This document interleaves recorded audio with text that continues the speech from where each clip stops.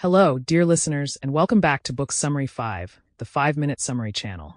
I'm Sammy, your host, and today we're stepping into the haunting and surreal world of The Fruit of My Woman by Han Kang, a short story that ripples with quiet devastation, transformation, and what it means to be rooted or uprooted in one's own life.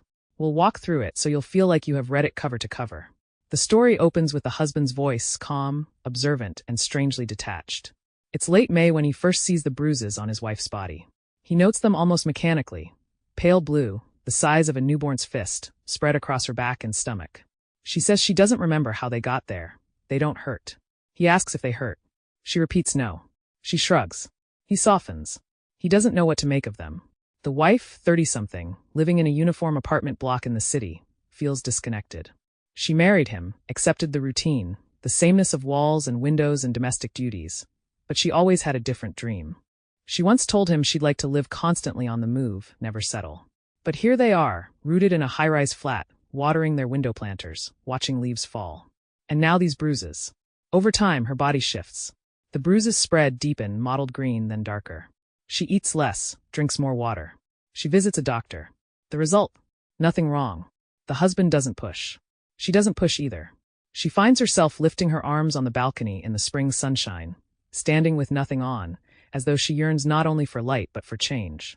She says, it's like the roads speeding rather than the cars, as if even their building is moving out from under them. He watches. He worries. He continues his daily routine.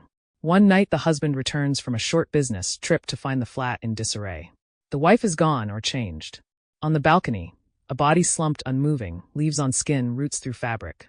The story shifts perspective briefly to her.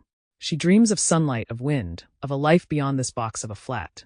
She remembers her mother, her childhood, the open fields she never got to roam. Then she remembers the bruises, the urge to remove clothing, to feel air on skin, to feel something raw and alive. Back in his voice, the husband tends her. He buys a large flower pot, places her on the balcony, waters her, watches leaves sprout from her fingertips, berries form at her hips. Time passes. The seasons turn. The city continues. The wife becomes a plant woman. She doesn't speak. She doesn't move. She yields. He nurtures. She bears fruit. He harvests a handful of berries, scarce and strange, keeps them in a bowl on the windowsill.